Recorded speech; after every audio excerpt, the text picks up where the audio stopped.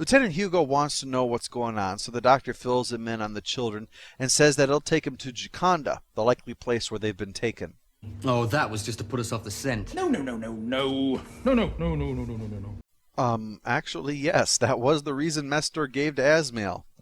Speaking of Mestor, let's see how he handles a man caught stealing vegetables for his starving family. The penalty is death. Of course it is. How else are you supposed to prove you're evil? Blow up some space cops? Hey, why are you so hairy for a slug? Anyway, Mestor then kills him with a big green mind ray that causes embolisms, because, hey, when you can kill with your mind, you can never resist showing that off. Plus, it's funny as hell. I mean, I'm not even evil, and I got a kick out of that. Well, the TARDIS arrives on what I assume is a giant dog turd, but the Doctor insists things used to be thriving here, and the slime trail confirms that this was caused by those slug guys, gastropods. Unfortunately, the thought of all that brings the Doctor's cowardice back, and he refuses to help. It's all right for you. You're young, strong, fit of limb.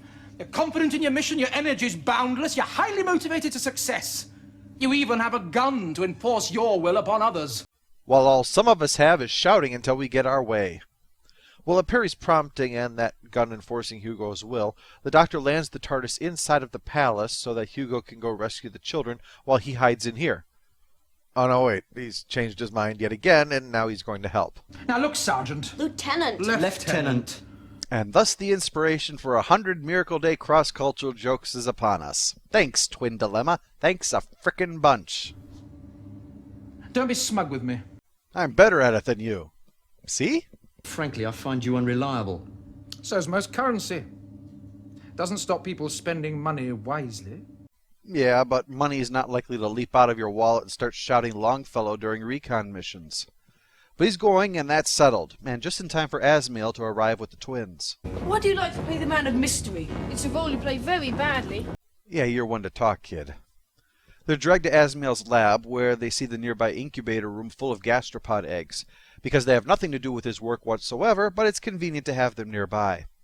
The eggs play into the origin story that the Doctor shows Perry and Hugo, a myth about the gastropods being a punishment, but in the end being killed off by the sun god, and his bitchin' guitar solo.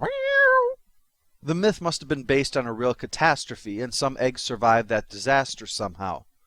Anyway, another way the budget problem let down with the costumes is that clearly the gastropods were supposed to be far more slug-like, since they leave these trails everywhere they go like a slug sliding across the floor would.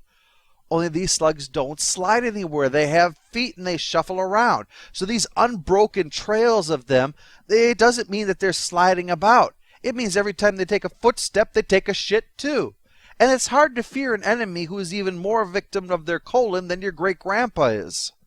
What's even more disgusting is that Hugo steps in the stuff. Stuff they were all just discussing because it stinks so badly. And he just stepped right into it. And unfortunately, he gets stuck into it like concrete. Well, while he tries to burn his way out, Mestor arrives in the lab to inspect the twins.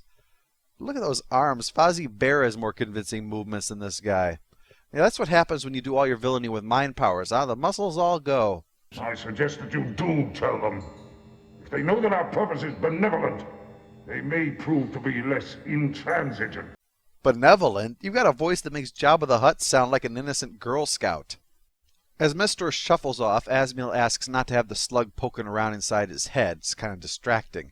And given the work he's trying to do, that's like flicking the ear of a guy installing plutonium rods. Well, immediately after assuring Mestor that he can't be conspiring against him because there's no one to conspire with, Asmael begins conspiring with this guy. I believe they think you are my friend. I would value your friendship. It might cost you your life. Oh, in that case, thanks, but I got other friends. I can think of worse reasons for dying. Stealing vegetables, for one. So, time to explain this benevolent work, because obviously someone is benevolent when they resort to kidnapping, blow up police starfighters, hired old guys who threaten to feed their brains to the animals, and the real selling point from episode 2...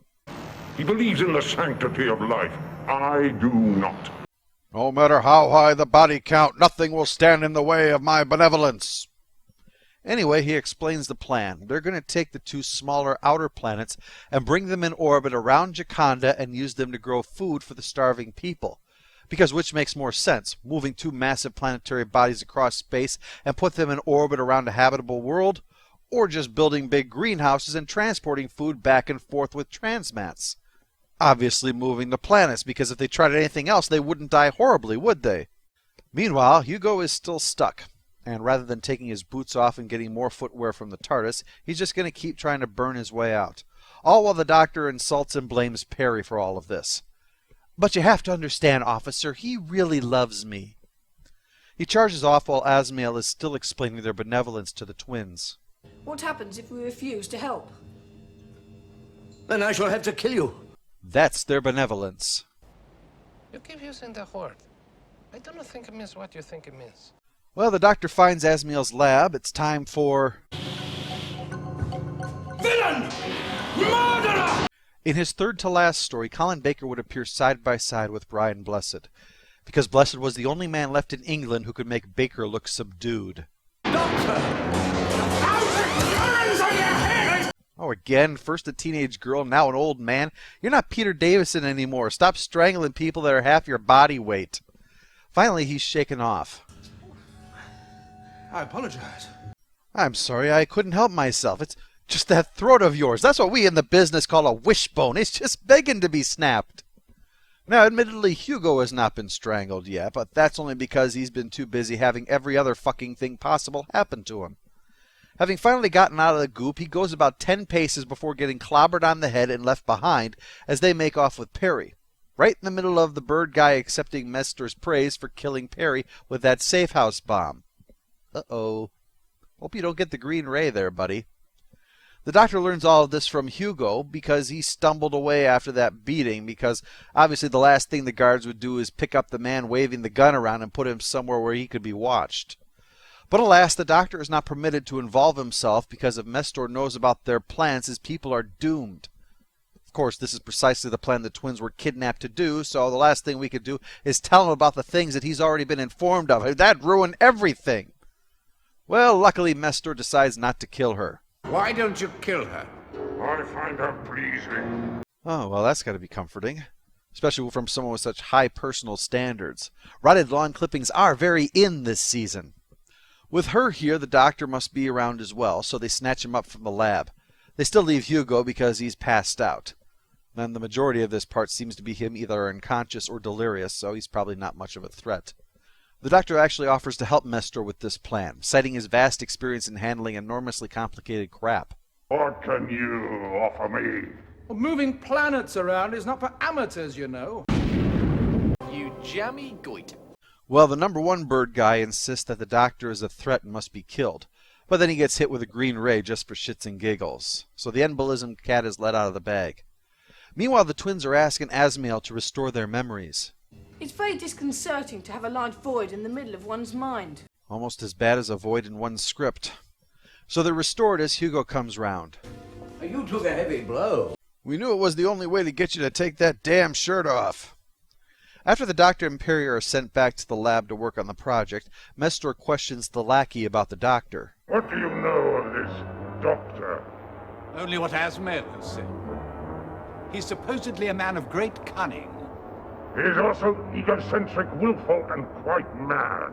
Yes, yes, and dear God, yes. But dealing with any threat the Doctor poses must wait until after the project is complete. It's too important. Nothing must go wrong. We've spared no expense. Well, now we know you're evil, Asmael. You've clearly stolen this from Mrs. Nelson's preschool class. Once my work is completed, I shall take great delight in examining this Doctor more closely.